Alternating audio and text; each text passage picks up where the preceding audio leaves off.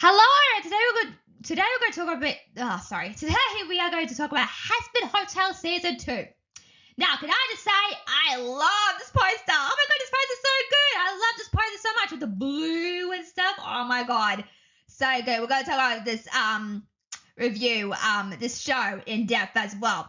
And no spoilers, by the way, if you have not seen the show. So this will be no spoilers review, so you can watch this as well. Also, going to say, it's better than the speaking of the first Hazbin Hotel, that was such a great show, the first one. I really enjoyed it, but I love this poster even more because of the blue and stuff as well. So yeah, so love season 1 still, but season 2, we'll talk about season 2. I don't think it's the greatest feat ever they put out there, but still very, very good stuff here as well, which we'll discuss here as well. Speaking of Prime Video, so a while back I was talking about other videos that they bought Hazbin Hotel, and yes, the creator Vivian is still involved heavily, which I'm happy about. So I think it's fantastic. Congratulations to them. This is a win for them. So I really like how this used to be a YouTube series and now it's not, and I think it's incredible to see the jump between streaming platform now. So I think that's really good stuff here as well. And also not only that, they've also got Hello Boss as well now. They released a short a while ago, and all the episodes that are on YouTube are now streaming on Prime Video as well. So you can go check those out as well. I think it's fantastic that they're doing this as well. And also they're both under the same umbrella, which is Prime Video. They also had another video a while ago saying that they're working on something really big. So maybe we'll get a crossover between Hazbin Hotel and the Hello Boss someday. We'll see. And my mum was saying, because I showed her the trailer of the first Hazbin Hotel, and she said, this looks a lot like Hello Boss. I'm like, oh yeah, it does. I'm not sure if they're based in the same universe or not. Probably not. Guess they're in hell. I guess it's some different parts of hell, but I'll be curious to see how they tie it in. I think they've already tied it in a little bit, because there's so much parallels and crossover between these two shows. We know one's based in hell, on the other side, one's based in the other side of hell. So I think that's really interesting as well. And also, not only the show, that show of Hello Boss is more focused on imps as well, and this one's more focused on the hierarchy, with Charlie being the princess of royalty as well, and also the overlords as well. So you kind of had that difference as well. I guess Stolas is a overlord too, because he's a prince as well of the Gowisha family. So I guess there's some parallels to that as well. But this is really good. Congratulations to them. I hope we get more stuff. They're doing really good stuff. They released a short. They released a couple of more Hello Boss shorts, so you go check those out as well. Like, really good stuff. Really good stuff. Back to series. This is how you do it. Take notes, because the Animaniacs brand is very, I wouldn't say it's dead. It's very detrimental at the moment. Like I said, my fundamentals review. And as you can see, you can do it. Hazbin Hotel proves that you can do something like this and be part of a streaming service, but have your own creativity.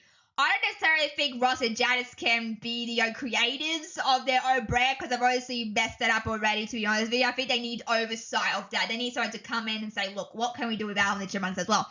It's hard being an Alvin and Chipmunks fan, but if Hazbin Hotel can do this, be from a platform of a YouTube video to Prime Video, and also Hello Boss, coming from YouTube, they could obviously do that to Alvin and the Chipmunks as well. So yes, I'm like, take notes. This is how you do it, and I'm so happy for the show that it's doing that as well.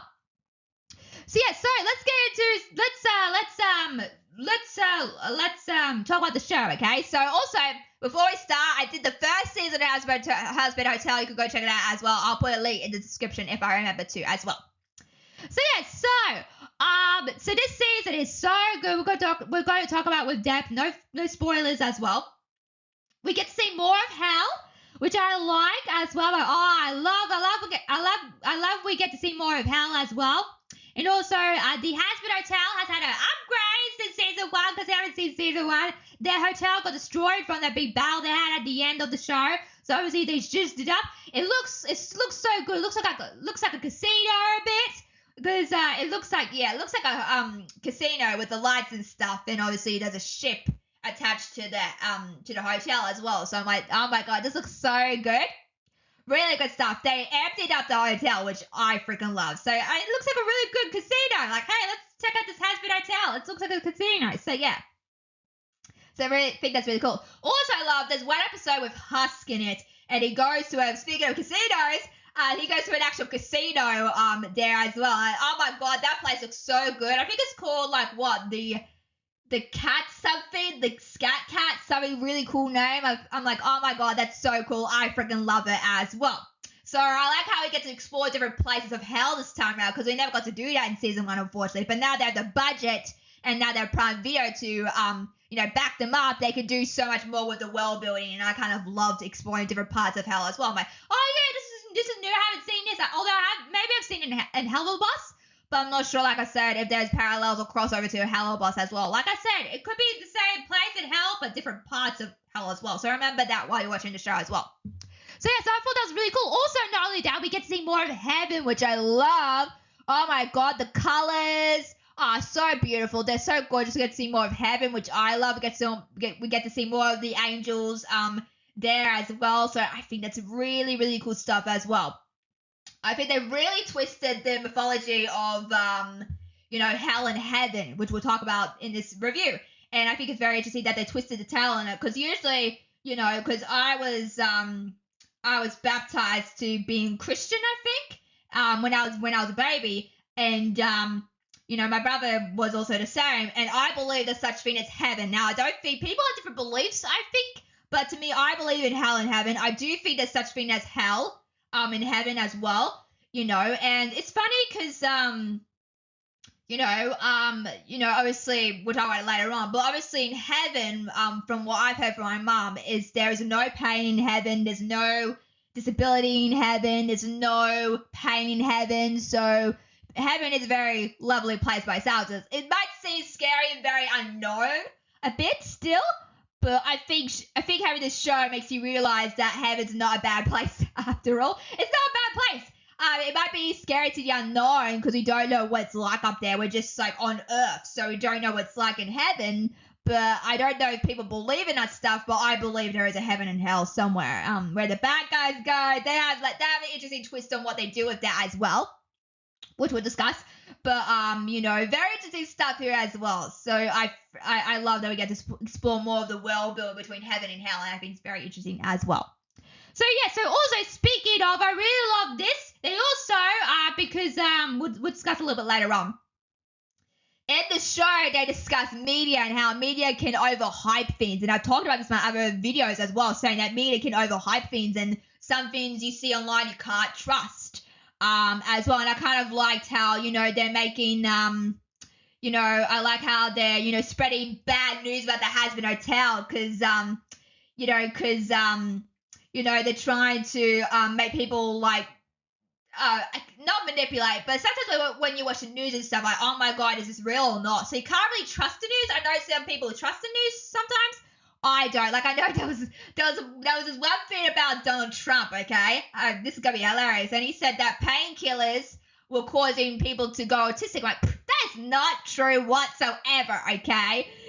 We know what caused it. It's the vaccines, right? That's what I believe, but you might believe different. But that's what I believe. I'm like, that's ridiculous. Like, what? Like, I've taken painkiller for headaches, and I'm pretty sure it has not made me any difference. So, but I thought that was funny. But yeah, but that's not true. Like I said, media can overhype things as well, to a degree as well. And I love how they're utilizing it here, because obviously, there's very bad stuff at the Hazbin Hotel, and obviously Charlie's in the crossfires, which we'll discuss later on. And I liked how they made her the villain. Obviously, media has some portrayal of, like, the villain of it all. Like, I think to some degree they made Donald Trump the villain, sort of, or, like, other, very high-up people the villain sometimes. Well, I don't think he's the villain, but, the media makes it more like he's the villain, especially in America right now. They're making him more like the villain, announcing all this news and stuff about Donald Trump. So, very interesting stuff. How you are the hierarchy. You're very high up, but people can twist the news about what you think. And I was watching the Morning Wars, and they do exactly the same thing on that show. With the news and stuff, they hype things up. They twist the truth a little bit, and you kind of see that from the Morning Wars as well. Like I said, really good show. If you haven't seen it with Jennifer Aniston and Reese Witherspoon, go check it out. It's really good. It's about the news division, about media, and how, like, still today, I don't know still today, but in that show they talk about, inclusivity and diversity to the newsroom, and I think that's still having that trouble still. So yeah, so it's very interesting stuff. So I like how in this show they made Charlie the bad guy, and they're supposed to make Charlie the bad guy because of all the media news as well, and they're making out the Hazbin Hotel to be so bad, and they don't want people to, go to the Hazbin Hotel, and that's what they're trying to convey to it as well. And also Vox, who is the head of media in hell, obviously orchestrated this so people wouldn't attend the Hazbin Hotel and make it so bad and awful. And it's what you believe, and I think Charlie's trying so hard to prove that the Hazbin Hotel is not as bad as it thinks. So yeah, so that's very hard. But I like how they kind of twist the truth a little bit, and I kind of love that they explored that in the show as well, because it's very interesting how media can portray one thing, but also can twist the truth a little bit on the news. I don't know if that's necessarily here, but I think in other places you gotta be really careful. Do not trust Daily Mail. Do not trust that. That's a terrible fake website. You can kind of tell as well, because I was reading something about royalty a while ago. I'm like, wait, that's not true. And so yeah, so you can't trust Daily Mail as well. You can't trust that news thing. Everything else is okay, like variety, entertainment, that's fine and all. You can trust those. Like, you can trust the news divisions, of course, but, sometimes they kind of twist the truth a little bit, and I kind of like how they implement that here as well with Charlie, and how this being the Hazbin Hotel to be so bad, which it isn't, but the media is making it seem like that so people don't go to the Hazbin Hotel as well and follow them. It's like a cult. It's like a cult. This is very cultish season. This is very cultish. In the later episodes, it feels like, a cult, basically. And I think it's interesting as well for the show to do as well. Although Vox in real life was a cult leader, so that's like, yeah, I can see that happening as well. There's one scene, I spoil for you, there's one scene where he hypnotizes the crowd, and that's how, and people are like with him, and they're taking the charge, because obviously they're going to war with heaven, and I need people as well, and it's like, oh my god, Vox is getting away with everything. Like, I'm like, oh my god, this is crazy, but you're doing a good job as well. So I kind of like that as well. So yeah. Okay, so let's talk about characters. So yeah, so also, I was going to say that in this season 2, we get to see more of their human selves, and oh my god, it's so interesting. Like, the Sir Pages one was really interesting. That's set in the 1800s, and obviously people are saying Jack the Ripper. And I'm like, oh my god, I called it first. I knew it was Jack the Ripper, because the way they said it, I'm like, yeah, it's Jack the Ripper, obviously. So he gets murdered, and obviously Jack the Ripper murdered. I don't know how many women he murdered, but it was a lot. And I remember, I think I talked about this in my other reaction video, Pocahontas. So yeah, so basically when I was in school, we would talk about history about like the Auschwitz, the concentration camp, the Auschwitz camp, or whatever you want to call it. We talked about a bit about World War. As well, we talked a bit about Jack the Ripper as well. So we didn't really talk about our culture in school, which is weird. Hopefully they change that now, because I think our culture. Well, the only thing that I got from school was like Captain Cook, discovered Australia and discovered the Cove as well, and that's how he met the Aboriginals. So that's what I know. But that's probably about it. Our history is a bit, I wouldn't say bland, but it's not like, anything exciting. Although there's a history of Australia saying like, because of the UK's jails being so full, we were the convicts, and they said the convicts to us. So that's what our history is. So like, oh yeah, they did that. I don't know why they did that, but they had no more stem cells, and that's the reason why that is as well. So yeah. But anyway, back to this. So yeah, so I love the Jack the Ripper reference. I remember having like Jack the Ripper, like we would like look up, like we would print out like actual murder photos of what happened to the victims. I know it was scary, but I freaking loved it. And you could see like the scars on the necks. One of them had their head smushed. It was very old. Like, it wasn't like color. Like, it was very old, but still, when we pasted those in our books as well. You might think it's creepy, but that's what we did back in school. So don't hold me against that. So yeah, so Jack the Ripper was never really caught to a degree as well at the time when that happened, but that just reminded me so much of Jack the Ripper, and I love how they went there as well.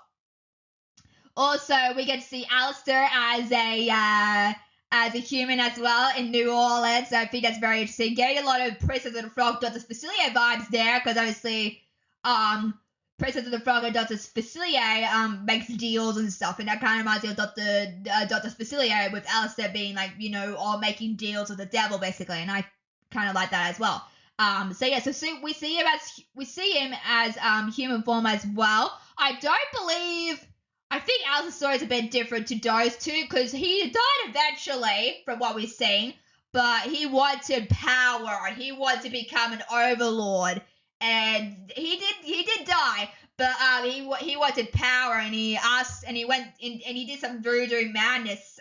Speaking of President of the Frog, voodoo madness to get himself the way he is today in the hierarchy. So you don't want to become some kind of civilian or sinner of hell. He wanted to become an overlord and get power as well. So I think it's really interesting. He did die eventually, but I'm like, you want yourself to be dead because you wanted power? I'm like, okay, that's interesting. And then with Vox, very cultish. Like, he would murder anyone that he would get in his way, basically. And I'm like, okay, so we get why he died, and obviously we see what happened to him, and I'm like, oh, that's how he got the TV head. Because I'm like, okay, so how did he get the TV head? Because obviously in Hell you can tell, like, on like the aesthetics, like, Alistair, he's got deer horns, and that's how he died, and that's how he's like deerish kind of. And then you got Vox, who's kind of like the television man, and he's got like a television. And I never knew that he died from an actual television thing. Kind of remind me of Coco, where the villain got destroyed by a big bell in real life. And speaking of Coco, this is like exactly like Coco a little bit, because with the Day of the Dead. The Day of the Dead, obviously, the Spanish word for it, I can't remember, but it reminds me of that as well. So I think it's really cool stuff. I like how they showed us the past of these characters and how they ended up in hell, and I thought that was very, very fascinating, interesting to see as well, and how they became to be as well. So Page's story is very, very interesting as well, how he got into hell than the other two. I mean, they were bad straight up, to be honest with you, so I can understand why they were in hell. But Page just has an interesting story as well, and I kind of connected to that really, really well as well. So anyway, so let's talk about characters. So let's start with Charlie. Oh boy, Charlie's going through it this season, isn't she? Yeah, I kind of feel bad for her. So so speaking of, she's tried to, because people at the hotel, she invites Vox and Velvet at the hotel at some point in the early episode. And to try to prove that redemption is possible and stuff like that as well. And also, the media is trying to like say like Charlie's bad, stuff like that. They try to twist the truth on the hotel a little bit. So she's dealing with a lot, and there's a lot of pressure to that as well. When you're big celebrity status, and she's a princess of hell because her father and mother are king and queen of hell. So so there's a lot of pressure of her, taking a stance, basically. So I think that's interesting. So also, when you find out that redemption is possible, she tries so hard to redeem Angel, which we'll discuss later on. She tries so hard to redeem Angel, in many, many ways.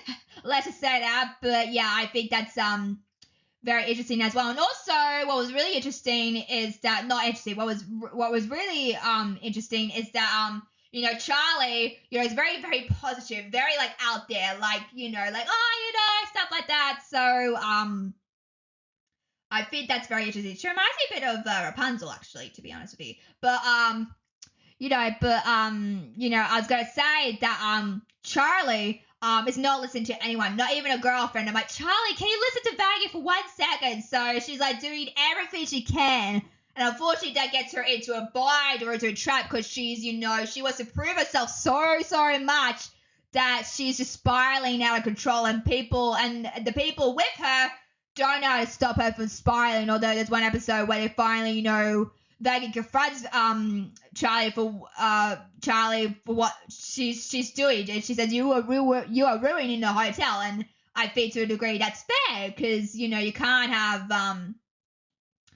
You can't ignore your friends who are trying to help you, or your girlfriend, by the way, Charlie. So I can understand that. I can relate to this a lot because I've been spiraling a bit out of control, my anxiety. So I get it, I understand it. I've been spiraling this week because of my brother. So and also been stressed out. So I can relate to Charlie's issues a lot. not the listening part. I listen to people very well, but unlike Charlie, who doesn't listen to anyone and thinks she knows what's best for the hotel and for herself, she doesn't put anyone into consideration, and that, leads to her later on as well. She comes to it, so yeah. So she's having a moment with Vaggie, and she's saying, like, she pushes everyone away, including Alistair, her dad. I'm like, well, technically you didn't push your dad away. You just told him to go away. I don't think you pushed him away. Like, he wanted to stay with you, but like, Dad, you have messed things up for me enough. So, yeah, I don't think she pushed Alistair away. Alistair, she feels that way, but Alistair, at the end of the day, can make his own choices. Like, everybody makes their own choices. So it's not really you, and I understand why she's so blameful in that moment. Because it's really hard to sort of like, you don't think it's your fault, but deep down inside you do think it's your fault. So I kind of understand what Charlie's going through with that as well. So yeah, so also to talk about Lilith's dream, like, this is what Lilith wanted. And we get a little bit, we don't know what actually happened as well. People have spotted there's like little resistance pieces of Lilith. So I'm not sure if she wanted bloodlust or not, or make peace with heaven. I'm not sure what's going on there. So yeah, she feels like it's her fault that her mum pushed her away as well. I'm like, oh, Charlie, no, it's not your fault that your mum pushed you away. That's her choice, So I'm curious to see what's going on there. Did Lilith incite a war? That's what I'm interested about. Did Lilith incite a war, basically, or not really? Or did she want peace and had to make the ultimate sacrifice? Like I said, we don't know what happened. She's MIA, missing in action. So let's see what they decide to do with Lilith as well. So yeah, I think that's very interesting that she's just she's doubting herself, and we've all been there, right? We've been there. We've doubted ourselves before. I've done it. Very hard to get out of that state as well. But yeah, I feel really bad for Charlie this season as well. But she does get better. She does listen to people more, which is nice because people are like, oh my god, Charlie, please listen to the people around you as well. And it's very, very hard as well. Speaking of which, we did get to see her, demon out, and I would like to. I'm like, oh yeah, are we going to have a demon battle? No, not the case. Oh man, it was really good in season 1. I really enjoyed how, she leveled up in season 1. I thought we'd get like the exact same thing here, but unfortunately we didn't. So there's a couple of flickering moments where she demons out as well. I think that's really interesting. She just like has no control of it. Like it's like an emotion basically, and when she gets really, really mad, she gets fired up, obviously, and there's a couple of moments in the episodes that she gets a little bit fired up, and you kind of see her demon side coming out a little bit. So I kind of really enjoyed that. But I'm like, what a shame there's no demon battle with her. Maybe it's season 3. Let's see what it is for season 3. It's been confirmed, and also season 4 has been confirmed for this as well. So let's see what it starts to do. But I'm like, man, I love Charlie's power set, but there's no demon battle when it came to Vox and her. I wish there was, because that would have been very interesting. There's a moment in the early episode where she's like, you can mock me, you can, do me, but don't, mock anyone else. And I thought that was really cool of her to do. But yeah, but you see her kind of flickering through demon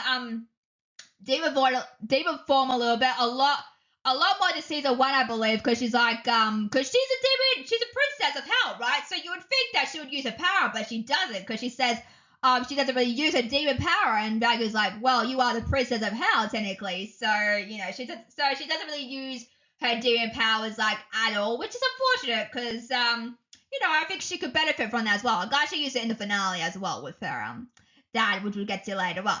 So I think that's really, really cool. Too bad we didn't get a demon fight.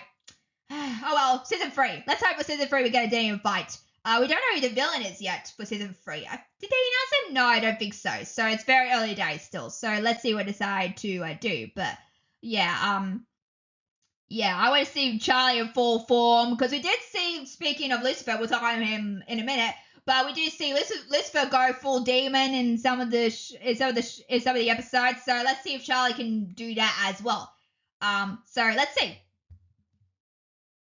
So yeah, so also there's one scene in the early episode where she's dressed up as like this villain, and I'm like, oh my god, is that a reference to?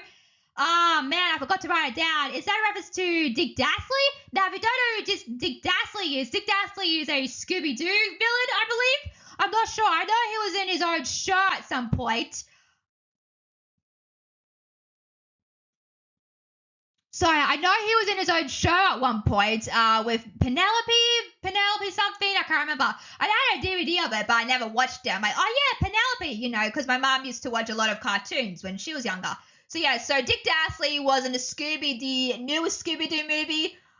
He was in the show with her, I think, being the villain, obviously. And I'm like, oh my God, that's a cool reference. I don't know if people will get that reference, but it's such a really cool reference to have. Like if you're kind of like old school in that kind of realm as well a little bit. So I think it's really cool. Yeah, I love the twirling mustache. Oh, yeah. And the voice they gave Charlie when she did the villain. Oh, my God. The actress who played Charlie had a lot of fun, it seems. So I really like that. I like how she's played the part of the villain because she's, acting as the villain. And the voice, oh, my God, is very, very, very, very, ghastly as well. So I think that's a really cool attention to detail as well. So yes, I loved her outfit, loved the twirling mustache, love it. So yeah, so I don't know if people will get that reference, but I think it's a really cool reference because I picked it up straight. I'm like, oh my God, that's a reference to Dick Dastly. Oh my God, this show is so incredible. So yeah, so to pull a deep dive from that, I think people will notice, but to pull a deep dive from that and put it in the show is phenomenal. So kudos for the creative team for putting that in as well. I think it's really cool as well. All right, let's talk about Lucifer, okay? So, yeah, so I love Lucifer. Oh, my God, he is fantastic this season. I liked how we got more of him this season because the season one he was in the finale, but not a lot. So, yeah, only like the half an hour. So, yeah, so I'm glad we got more Lucifer as well. When he was, I won't say too much here, but, obviously, Charlie calls him. It's not actually Charlie, but he thinks it's Charlie. So, Charlie calls him. And, he goes into like this really weird abandoned shed. And he's like, a big old papa apology. I'm like, I freaking love that phrase. Whoever came up with the phrase is hilarious. That should be on like caps, t-shirts, mugs.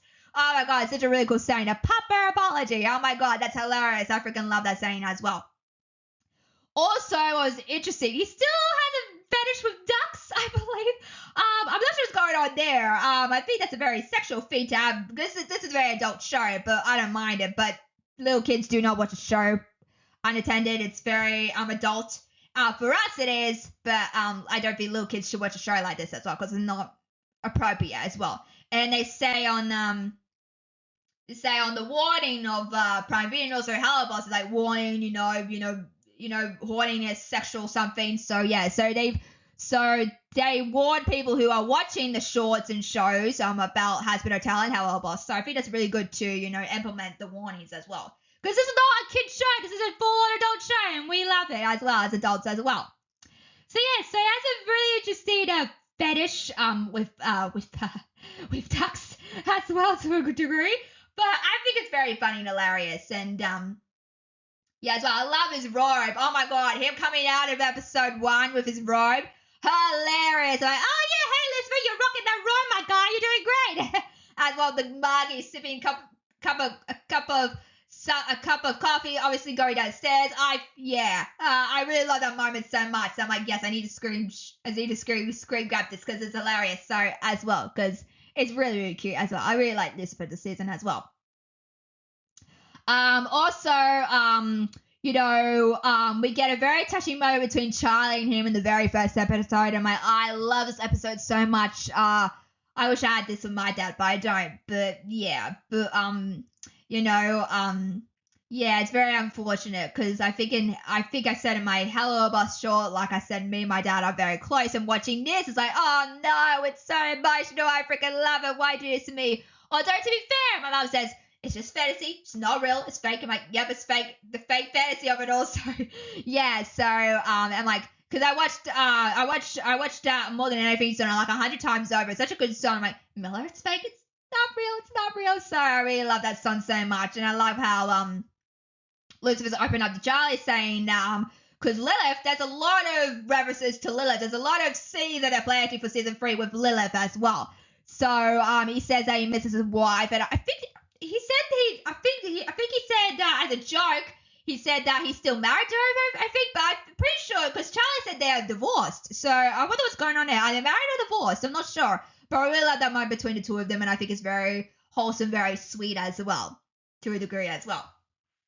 Also, we do get to see him demon up, which I love, because he finds out that, the Media Lord Vox is spreading bad news about his daughter. It's like, oh, don't you dare come near my daughter. Oh, daddy's coming. So, yeah.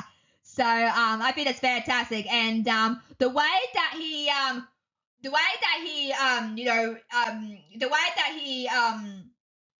sort of introduced himself in that scene, the dark shot with the eyes of the angel wings. Oh my god, so good. I really loved that song, the first half of it. Oh, I don't mind the second half, but I think Lucifer really dropped the bomb there on Fox as well. And he just came in, Flames of Fury, obviously, speaking of, because he has like flame power like Charlie.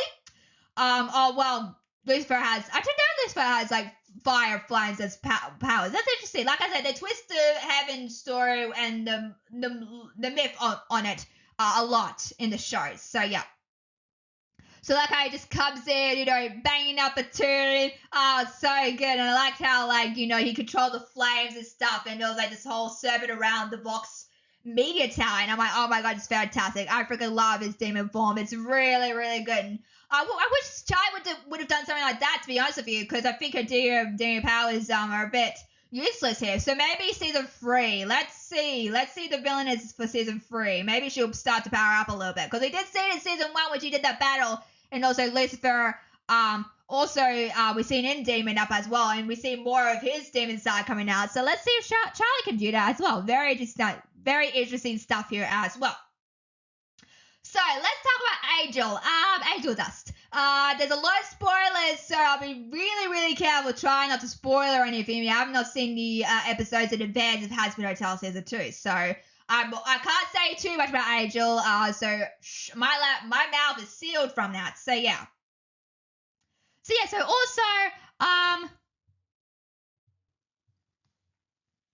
also we find out, which was really interesting for me, we found out how Angel came. Well, because in this season we find out what their sin is, or what they've done to be in hell, basically. And his sin is that he murdered his father. Oh, Angel, what did you do? As well, maybe his father was being abusive. We do know he has a sister, and we saw it in heaven, so maybe he was abusing his sister or something. That's why he killed him. There's obviously got to be a reason for that as well. Kind of reminds me of the whole I don't know, I'm not sure if this is true, but I heard that Marvin Gaye's father shot Marvin Gaye. I'm like, oh my god, why do that? Although, to be fair, I don't know what the story or context of that is, but that's very unfortunate that happened to Marvin Gaye as well. So yeah, so that kind of reminds me of that. He murdered his father. What did his father do? Hope we'll find out with season 3. Maybe we'll get a cool flashback with him in human form and his sister. Oh, that would have been cool as well. So yeah, that's his sin. That's why he's in hell, because he murdered his father. What did his father do to him? I'm very curious now. Obviously, the only thing that I can think of is maybe he tried to abuse him. And there's a lot of situations in the real world where people get abused by their parents. Violence or cruelty. It's just very hard. But yeah. But anyway, yeah, but moving on. So Angel's sin is that he's murdered his father. So it must have been for a really good reason. Did he abuse his sister? Did he abuse him? Let's see. Or was it an accident? We don't know. So maybe we'll get a flashback in season 3. I would love to see that happen, because the St. Patrick's one was so good. Let's see an Angel flashback as well. And then he says that redemption is not possible for him, because he comes to realization that redemption is not possible for someone like him, because what he did, because of what his sin was. I'm like, oh, don't say that, Angel. I'm pretty I thought this season someone's gonna go into heaven, because St. Patrick's was in heaven in the last season, so I thought someone was going to get redeemed, either Angel or Cherry. I thought for sure Angel was going to get redeemed, because something really, really, really bad happens to him. I won't discuss here, but if you haven't seen the show, you get what I mean. So yeah, so I think there's still possibility that he could be redeemed for what he'd done and reunite with his sister. I think that'd be really, really nice, but they didn't go that route. So as well, also, the losing streak number, we'll discuss this on a little bit later on. The losing streak number, oh my god, giving Jessica Rabbit vibes, which people are saying online. Oh, fantastic. I freaking love that. Is Angel a drag? I think he is. Is Angel a drag queen? Oh, that could be interesting. I never thought that, because he's in full drag there, and he's performing at this, casino where Husk is, obviously. So is he a drag performer? I'll be curious to see if they show that in season 3 as well. Like I said, something very bad happens to Angel, but I can't say what it is because this is not a spoiler review as well. So yeah, so anyway, so nearly towards the ending, I try to be really careful what I say, nearly towards the ending of the episode, Angel decides to go back because Chariot has saved him because he's a prisoner. That's all I'll say here. You got to see the show for yourself, but he's a prisoner in the V Tower as well. Let's just say that. I don't spoil too much here. So yeah, it's very unfortunate that they made Angel such a tragic character this season. I love Angel Dust. I've seen a lot of reactions where people have said they love Angel Dust. I'm like, why do I love the tragic characters? I can understand because I love Angel Dust too, and I really love his story in season 1. I thought it was really, really good. Poison still one of my favorite songs. Still really love that song as well. Reminds me of Elvis a little bit as well. So yeah, he because Cherry and saved him, he's going back. I'm like, why would you go back there? Although to be fair, sometimes people have a choice of where they come from. I know someone who comes from a very, very bad place, but that's the only home they know or family that they know. It's very hard to go back to a very abusive, toxic situation. In this case, Valentino abusing Angel Dust, as we've seen in the early episodes. It's very hard to go back to something like that. I'm like, wait a second, you're free. But Angel Dust is like, this is the only thing I know. It's very unfortunate what happens to him. But yeah, that's the only life he knows. I think it's very hard for people to escape that life because it's not your fault. It's just, that's what you know. That's what you know. And he said that he sold his soul away, so I wonder what's going on there. So that could be explored in season 3 too. How did Angel end up in this mess? Was he desperate? Did he need the money? I'm not sure. So, because he's a porn star, right? Yeah. So let's see what he decided to do. But yeah, he said that the decision that I ever got to make was selling my soul away. And I'm like, oh, Angel, you're breaking my heart, man. What? Oh, so tragic. And the way they looked back, with the scar coming down his face, oh my God, Angel, I feel so bad for you. He doesn't come back, unfortunately, to Hazbin Hotel after that because of what happened in the. Can't say too much, but if you see the show, you get what I mean. So yeah. Yeah, and let's just say overall, Angel's story is very heartbreaking. Very, very heartbreaking. I was like, oh my God, Angel, I feel so sorry for you. The scene before the finale episode. Oh my God, could not see that happening to Angel, but it did, and I was like, oh my God, I feel so sorry for Angel. Yeah, so just very, very hard, heartbreaking and raging at the same time. Why do this Angel Dust? But yeah, but hopefully it'll come back in season 3. Let's see. But I'm pretty sure either Cherry or Angel are gonna get redeemed this season, but unfortunately that's not the case. Maybe next season he'll get redeemed finally and see his sister. I think that would be very nice. So let's see. Talk about some other characters, shall we? So, we've got Nifty, Vaggy, Alistair, Husk, Serpentis in his heaven form, which I love. Oh my God, Serpentis, you look fantastic. And also a new character called Baxter. As well. I thought Baxter was, because of his design, he looked like a anglerfish. Is that what it's called? The anglerfish? Yeah, I thought he was like a secret spy. For Vox's stuff, but unfortunately that's not the case. So it looks like it, because his design looks like a little bit like Vox's design a little bit, with the blue and stuff, and I thought he was a secret spy. I'm like, oh no, don't tell me you're here to spy in the hotel, but he wasn't there to spy in the hotel, that was someone else. So yeah. All these characters are really good. I really like Husk this season. Alistair was fantastic as always. Nifty, I love the battle between her and Velvet with Baxter. Oh my God, one of the best fights ever in the finale. So good, really, really good stuff. I wish they would do more fight scenes like that. They had one with Husk and Cherry. That was also fantastic as well. But I think the Nifty one was really, really cool between Velvet as well and her cool power set as well. And then Vaggy, unfortunately, Vaggy doesn't have a lot to do this season. I think with what she opened up with season 1, I was kind of worried that she would be a Poison Ivy person, but she wasn't. And they changed her personality a little bit this season. being more open and she's being more free because she's released all that darkness inside her. So I think it's fantastic for the character. But she's just a supportive girlfriend to Charlie. Obviously, she's at the housewife. Obviously, she takes over the hotel a little bit for Charlie because Charlie's obviously spiraling out of control, obviously. And she's kind of stuck at home. She's like the housewife or in this case, the house girlfriend, the hotel girlfriend. As well, so she doesn't do a lot this season, to be honest with you, which is unfortunate, but I think it's the right call to do as well. We get to really focus on Charlie, which I love, because we didn't really get that in season 1, so I'm glad they really focus on Charlie this season as well.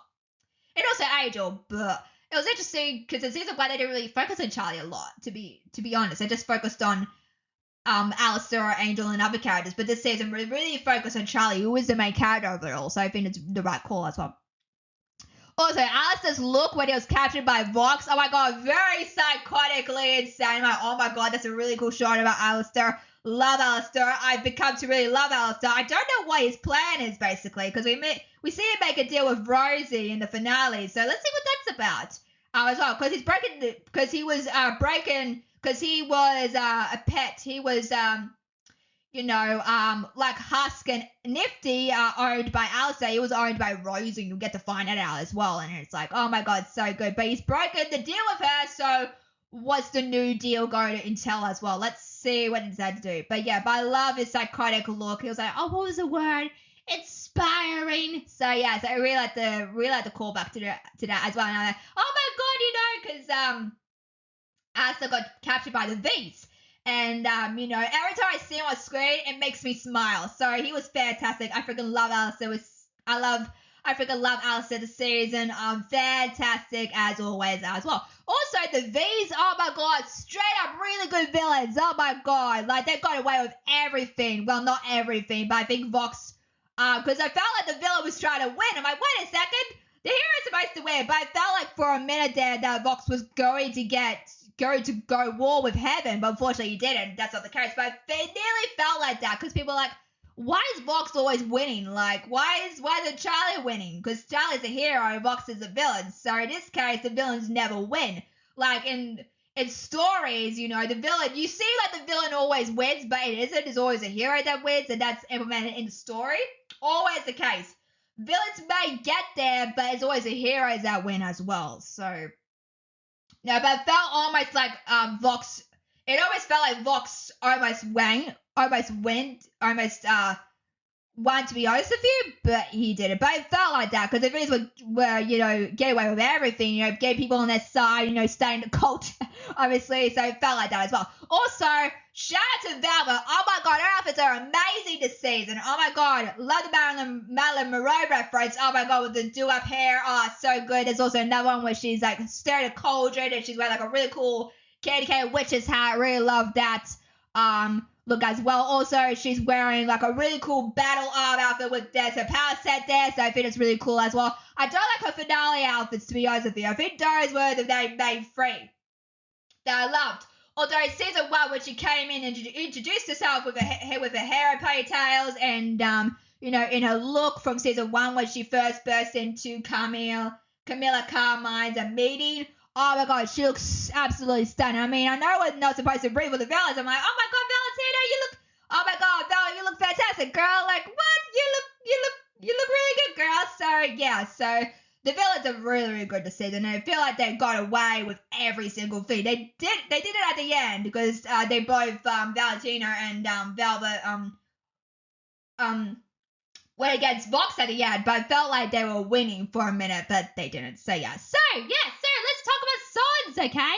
So unfortunately with the songs, so what's interesting is that this season, because they're owned by Prime Video now, usually because in season 1, this was before they were owned by Prime Video, in season 1 they would release the songs all at once, because usually in movies and shows they would release a clip or trailer before the actual movie or show releases. Right, so they didn't do that this season, which is interesting, which is a weird choice. But instead they decided to put the music up with when the show aired. Like, that's an interesting, weird strategy. Like, why do that? That's interesting. Okay. But they really try to promote the soundtrack as well. Oh, go get the soundtrack as well. I'm like, that's great and stuff, but I think people want to see the scene of the music. I think people prefer that than the soundtrack. Now, I downloaded some of their songs, really good stuff here as well. we'll talk about season 1 soundtrack later on, but it's not as iconic as season 1, to be honest with you, but still holds up pretty well, like, still, as well. So we'll talk about that in a minute, but, yeah, they were promoting, like, even, like, when before the show started, like, oh, go and get the soundtrack, go download the soundtrack as well, because they really try to promote the soundtrack, but I think people want to see more visually of the music as well, and, you know, every episode, I was waiting for one song to come up in particular, called Easy. Oh, such a good song, we'll talk about it in a minute, but, you know, I was waiting for that song to hit, and it never hit, and it took days and days and days, and it finally released on YouTube. So I feel like what they need to do is that release the songs and clips before the show ends, because they're releasing new stuff after the show ends, which is not guaranteed, to be honest with you. So I would really like to if they release the songs and the clips before the show aired as well. I think they showed a clip before the show aired or season 2, to be honest with you. But yeah, I think, you know, releasing songs after the episodes air is not the greatest idea. I know they'll try to promote the soundtrack and all, but I don't think it's a great strategy. So let's see. They need to do something about it because it's ridiculous. So yeah. So anyway, let's talk about songs. So there's a lot of songs. I wrote down a list of songs. Like, there's so many songs. So these are the ones that I picked, okay? So Gravity was such a really good song as well. Oh my god, it was like from season 1, because it was like House Forever, which was sung by Adam. Like, oh yeah, this is so cool. You would have think that song would break out, but unfortunately these songs don't break out like season 1. So I wonder why that is. That's an interesting choice, but still good songs. But I think they're pretty downplayed here as well. I don't think they're allowed to show the music like they did in season 1, which is also weird as well. Like releasing it on YouTube, basically. Also, I really loved let's see. So just going down the list. Also, like Vox Popular, like the beginning of like I said earlier, like the beginning of like Lucifer's verse was so freaking amazing. I don't care for the Vox song, to be honest with you, but I just like that verse of Lucifer, and I think that's really cool, which we talked about recently in this video as well. So I really love that song.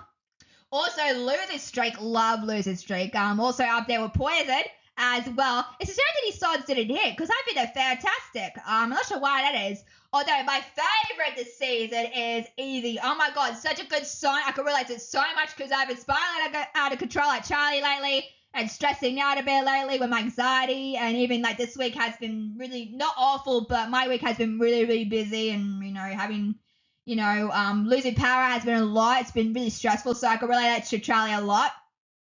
It's with that as well. So I really love Easy, and I liked how in the music video that their towels became like really cool glittery dresses, which I'm like, oh, that's so cool. I love that as well. So I think that's really cool as well. So yeah, so there's a couple of other songs like Love in a Bottle, also love that song. Don't You Forget, Sarah's Confession, Like You, Piss, I love song, Live to Live, Vox Popular, Vox Die, Bad or Fast, When I Think About the Future, Brighter, Hear My Hope, Once We Get Up There, Clean It Up, and Speed Run Redemption. Now those songs are okay, but they're not great as well. So I think, yeah, they're not as great as season 1. I've got to be honest with you, they're not as great as season 1. So yeah. Also, I love the spin that Charlie did, in the song, because they do like a very interesting salsa dance. Like, oh, who doesn't love a good salsa? I freaking love it. I love the We Know Americano with the chipettes, and they're in salsa dress. I'm like, oh yeah, I'm grooving to this. So, when Vaggie was swaying her hips around, I'm like, oh yep, this is a tune. This is definitely a tune for the ages. So I freaking love that. Like a little bit samba, a little bit salsa. I love the spin that they did. Fantastic as well. So speaking of the songs for season 2, I think season 1 has a lot better songs. Well, don't get me wrong, the songs are really incredible still, but I don't think they've broken through. Like, I think season 1 was so new at the time. It's like, oh, this is a brand new show. It's fantastic. Like, the songs are really good. But here, the songs are okay. The season did not as great as season 1, to be honest with you. But the season 1 songs are so iconic. Like, they get in your head like a Disney song, basically. And I think that's really cool. These songs, season 2, not so much. I think they really focus on story this season, which is fine. But I really love Hazbin Hotel because of the music side. And I wish maybe next season they'll get more really good songs and maybe release them before the episodes drop. I think that's a think that's what the problem is. They've dropped the episodes before the songs, so I think that's a really big problem. So season 1, hands down, got the best album still of season 1 songs, but also season 2 has some bangers, and unfortunately they didn't pierce through or like break through, because usually when it comes to like Frozen songs or Wicked songs, they usually break through. Like, oh yeah, this is amazing, I'm gonna hear this like 100 times, and you would want that for the viewer who was watching the show or movie. But unfortunately, Hazbin Hotel season 2 didn't have it this season as well. The finale was pretty weak too, I gotta be honest with you. Like the season overall, like the first episode was really good. The second one was really good also.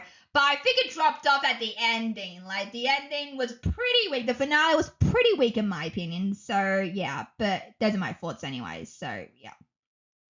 Not as iconic as season 1. Season 1 was really good. Really, really good. So, those are my thoughts on Has Been a Hotel season 2. What do you think? As always, guys, make sure to like, share, subscribe, and tell me this video, guys.